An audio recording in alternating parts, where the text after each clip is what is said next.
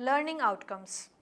After studying this module, you shall be able to learn the concept and need for the neuropsychological rehabilitation, understand the need for pre and post rehabilitation evaluation, learn about patients who need and the team of experts who provide rehabilitation services. Learn about the need and contents of physical, speech, occupational and recreational therapies. Understand the importance of counseling services in the rehabilitation program.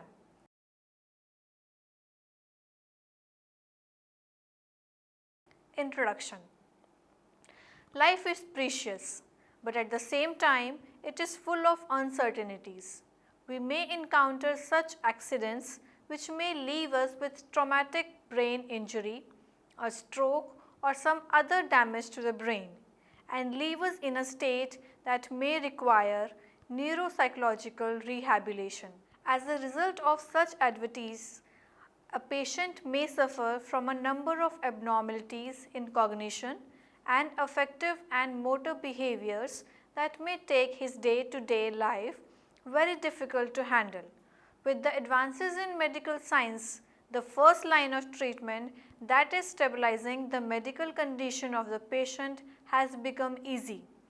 But that is not enough to help the patient to become as independent as possible in managing his day-to-day life requirements. Some kind of rehabilitative efforts are required. Neuropsychological rehabilitation is the process of retraining and re-educating the people with disabling injuries to improve level of daily functioning.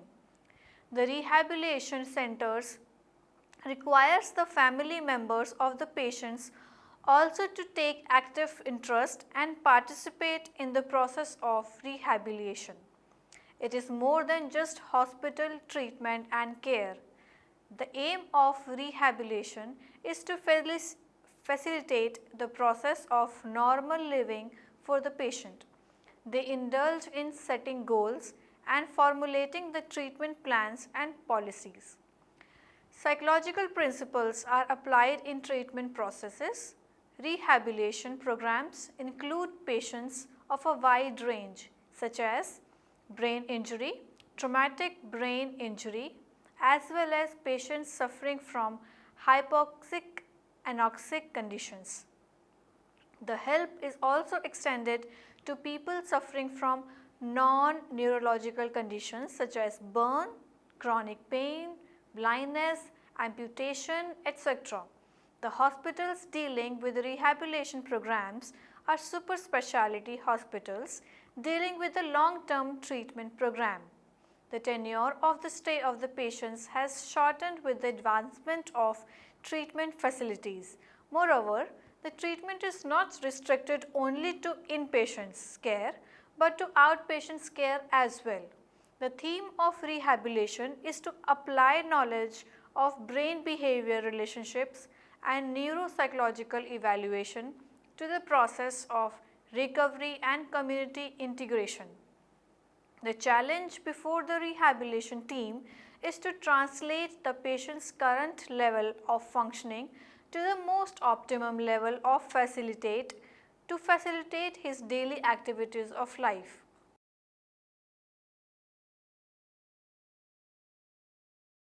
Acute care hospital to rehabilitation program. Acute care hospital provide the primary treatment of any disorder, injury or cerebral trauma to the patients, while most of the post-recovery adjustment work is to be carried out in the rehabilitation centers.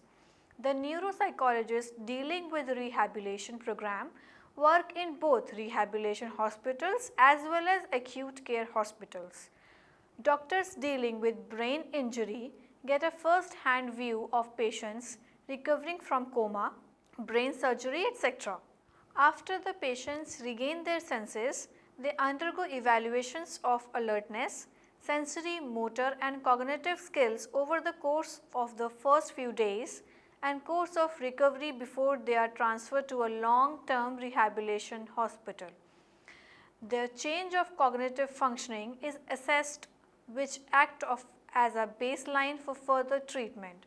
Admission to the rehabilitation program is determined by the neuropsychologist who assess whether the patients have the scope for recovery and success in the rehabilitation program.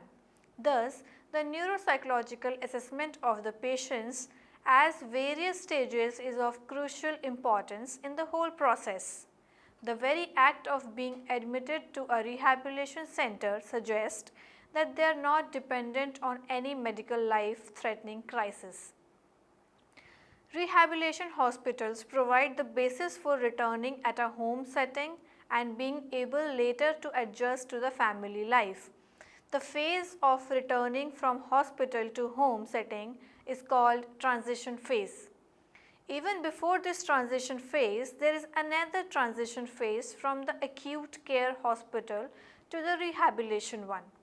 The rehabilitation hospital acts as a facilitator during these transition stages. The main aim of the program is not to keep the patient in the rehabilitation center forever, but rather to make the patient independent and recover from the sick role into which he must have found himself in the acute care hospital.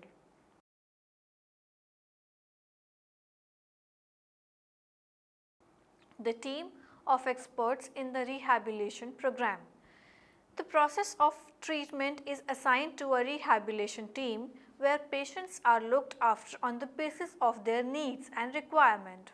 The team of experts to look after their needs comprises of psychiatrists, psychologists, neuropsychologists, social workers, nursing care personnel, speech therapist, occupational therapist, recreational therapist and physical therapist as well as physiotherapist specialist. It also includes medical specialists like pediatricians, orthopedicians, urologists, cardiologists and ophthalmologists, audiologists and nutritionists. Counselors specializing in various areas are also a part of the team. The patients are divided into various units according to their predominant need. They may be going from one specialist to another on a daily basis. They are under continuous assessment about the changes in their cognitive functioning. There is a difference in the environment of a hospital and rehabilitation center. So, the patients usually take some time in adjusting to the rehabilitation center. The training undergo in a rehabilitation center aims to help the patients become acquainted with the home environment in a new scenario. That is, after the deficits caused due to the brain surgery of the mental disorder. They are counseled about their loss of the cognitive functioning and how brain damage can affect behavior. So, the rehabilitation team has to act as a coordinator between the community and home. Rehabilitation program is fruitful when it is multifaceted. So, the training program is very comprehensive, comprising of retraining for executive functioning, attention, planning, decision making, emotional management, motor coordination and so on.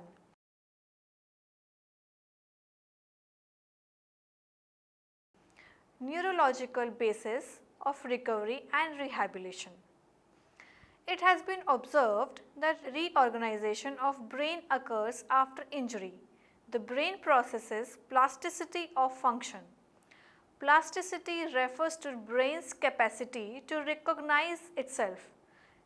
Recovery from emphasis, for example, is supposed to be caused by the adaptability of Golgi type 2 neurons. Axonal regrowth, particularly in the young age, has been observed where the neurons are only partially damaged. The neurons collateral sprout widely and new synaptic connections are made. Innervation supersensitivity also occur, resulting in greater excitatory or inhibitory potentials depending on the types of neurons. Dice's theory proposed by Monakov, which described that the loss of functions caused by lesions in area remote from the lesions may be neuronically connected to it. Neuron function is simply inhibited or depressed rather than lost.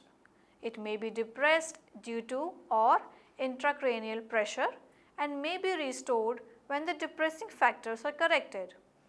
It is different from the restitution where the function is permanently lost due to damage of the brain tissue.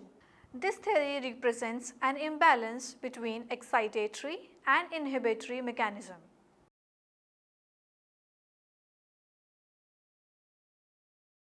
Neuropsychological Rehabilitation Program Therapies. Several rehabilitation programs or therapeutic devices have been devised. Computer programs are also used for rehabilitation purpose, such as Attention Rehabilitation Program, where they are presented with various stimuli and they have to respond to these stimuli as quickly as possible. Various programs are designed and customized according to the various needs of the patients. These programs help develop various skills and abilities required to lead a normal life. Mental activities may help develop cognitive skills, executive functioning and planning and decision making. Many hospitals in India also have come up with rehabilitation programs. There are two primary approaches to rehabilitations, particularly in the context of brain damaged patients. They are restitution and substitution of functions. The former stresses retraining of an impaired skill, while the latter focus on searching for adaptation of the person with his environment by developing substitute strategies. Substitution involves the use of other behavioral devices to work around the problems or serve as external prosthetic device to develop and help take the place of the function that is lost. The restitution approach is called cognitive remediation, in which the skill like memory or attention are rebuilt. It is supposed that with practice the brain may be able to rebuild axonal connections. Basically, it means developing new connections around a theme rather than restoring previously existing axonal connections. It helps development of some compensatory strategies. Theoretical concept of learning and relearning are utilized to develop practical skills. Such skills can only be developed in their right sequence, from the simplest to the most complex ones. They may range from basic mental activities of focused attention to the most global functions like driving a car or managing the household. The context-driven approaches emphasize treatments that involve training the individual's right in his home or his workplace. This training is specifically geared up to the task that he will have to perform after leaving the rehabilitation center. Use of job coaches, driving trainers or on-the-job supporters are required to further facilitate the task. Such programs are also known as ecological valid approaches. Generally, a combination of cognitive mediation and context-driven approaches is used as an eclectic method to conduct the rehabilitation programs. A neuropsychological rehabilitation program includes the following. First, physical therapy. This therapy basically emphasizes motor control and motor coordination. Physical therapists assess the level of physical impairment and tries to design program based on patient's need and requirement. It looks after many motor movement difficulties such as walking, sitting, rolling and so on. They are taught to strengthen their muscles, balance and walk. On the basis of their need assessment, they are provided with walkers, crutches, braces and etc. Physical therapists emphasize on the relearning and training of the activities such as muscle control, balanced walking, use of walkers, canes, braces, splits, etc. and development of sequences in walking and other motor activities. Activities such as wheelchair management and wheelchair populations are taught. Second, occupational therapy. Occupational therapy is related to training in various activities of daily lives such as bathing, cleaning, grooming, dressing, feeding, home management, money management, meal preparation and other household chores. The performance components like moving, bending, lifting hands, speaking loudly, climbing etc. along with the sensory perceptual components essential for specific movement are determined and evaluated before starting any program on occupational therapy. The purpose of occupational therapy is to help the patient so that they may be enabled to lead a normal life after they move out from the rehabilitation center. The stroke patients are specifically taught to perform various directed actions and to be able to do other meaningful simple activities. Stroke patients have problem in goal directed behavior as they suffer from apraxia. Patients are given special trainings on decisions making, problem solving, thinking and remembering. In physical therapy, the focus is on the lower body, below the waist. In occupational therapy, the focus is on the body above the waist.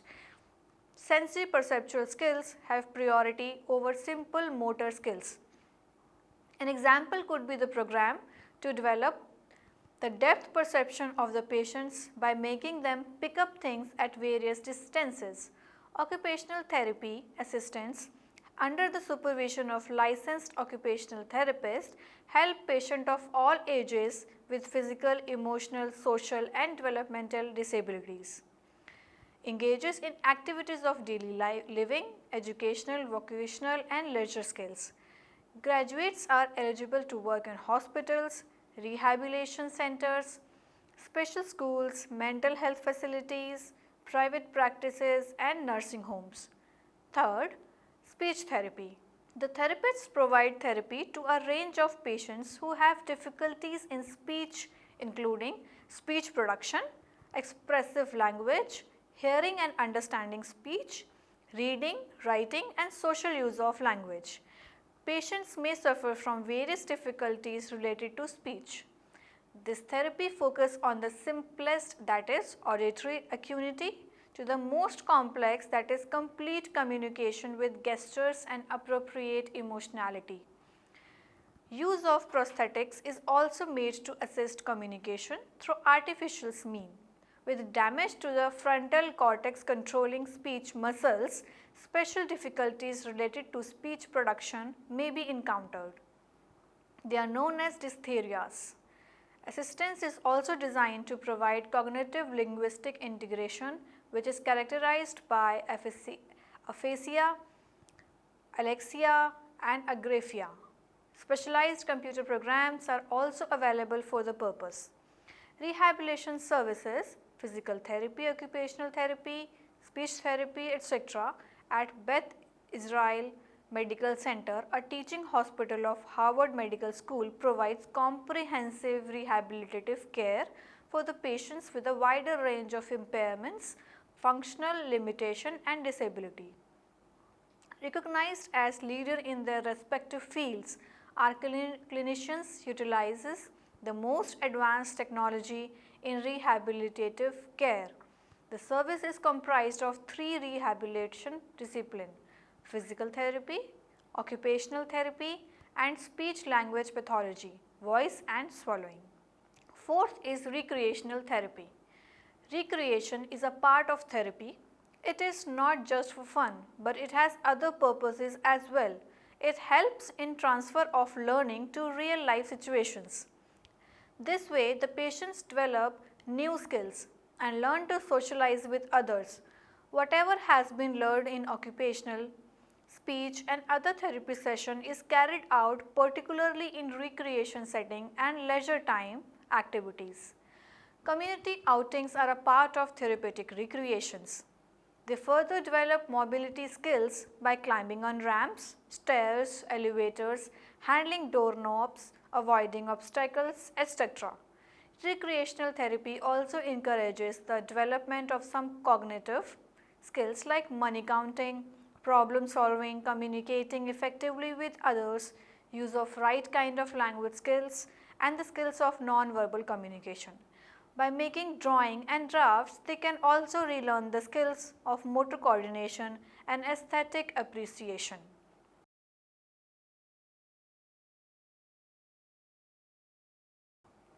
Now, evaluation and goal of discharge planning.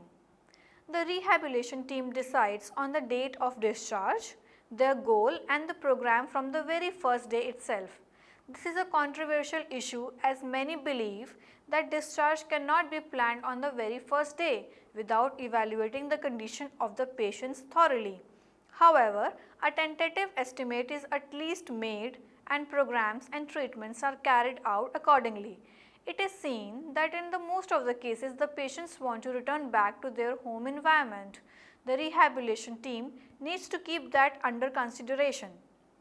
The program should be designed in such a way that it facilitates or helps the patients to adjust to his home environment after getting discharged from the rehabilitation center. It is important to note that in the entire process of rehabilitation, the family and the caregivers should be equally active along with the professionals. The process is multidisciplinary in nature, focusing on speech therapy, occupation therapy, physical therapy, etc. Each therapy specializes in helping functioning of different areas of brain. Occupational therapy helps to apply motor activities learned in physical therapy.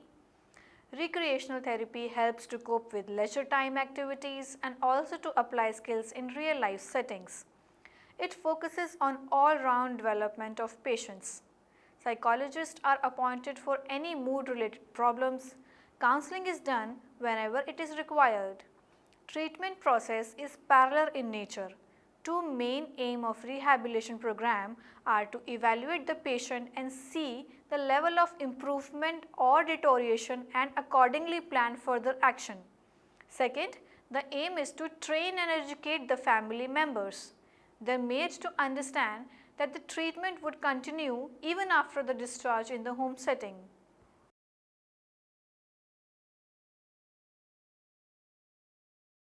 Now, evaluation of success of rehabilitation program. A successful rehabilitation program is dependent on proper planning and evaluation. A successful program is determined on the basis of recovery from treatment and to judge the probability of recovery. Different aspects need to be taken into consideration while planning the treatment program, such as the patient's location, extent of damage, duration of time since recovery, pre-morbid intellectual level, pre-morbid personality features, age, medical condition, emotional health, available support system, chances of recovery, the area of impairment, other areas of strength which might compensate for his impairment, and specific help required in the process of recovery. Chances of his recovery are analyzed collectively and further research is done for determining the treatment process. Recovery is dependent on a number of factors such as level of impairment, his motivation to improve, and his present state of functioning. A lot is also affected by the care and the support of family members. So, the prediction and evaluation of recovery is not an easy process.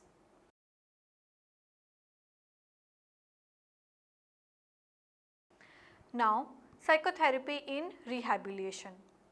Psychotherapy is very essential in rehabilitation program.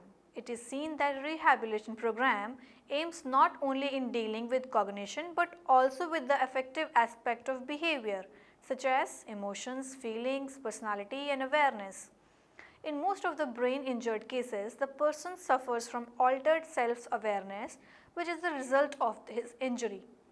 In that case, neuropsychologists aim to help the patients to deal with personality and aspects related to his self-concept and identity. This kind of therapy can help the patient deal with frustration and anxieties. But it is often found that patients often complain that they no longer feel normal after the accident. They have to go about a lot of adjustments, basically readjustments after the accident. There is a lot of change in the person's social life, his social relations are at stake, because the patient is not able to interact or deal with his personal relations the way he used to do before the injury. At times, even the family members do not understand the state of the patient. They complain that the patient has undergone a complete personality change.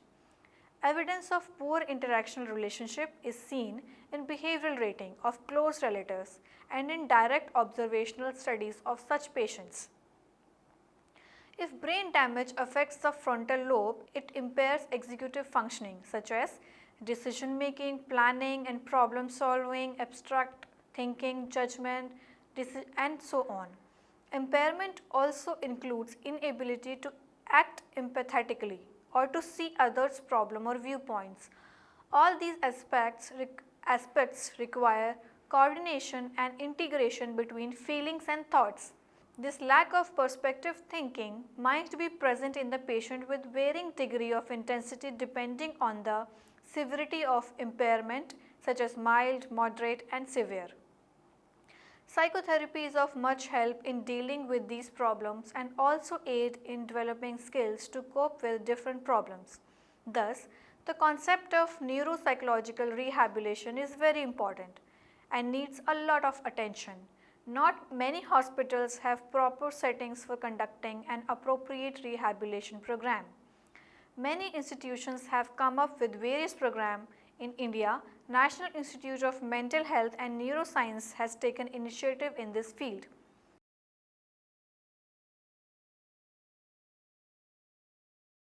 Now we come to summary. The aim of rehabilitation is to retrain and re-educate people with disabling injury to improve level of their day-to-day functioning. Assessment of neurocognitive deficiency treatment plans and prognosis is made before admitting a patient into rehabilitation program. Physical, occupational, speech and recreational therapies along with psychotherapy are provided to the patient. Cognitive mediation and ecological valid approaches are used to restrain the patients. Follow-up programs are conducted to evaluate the success of rehabilitation program.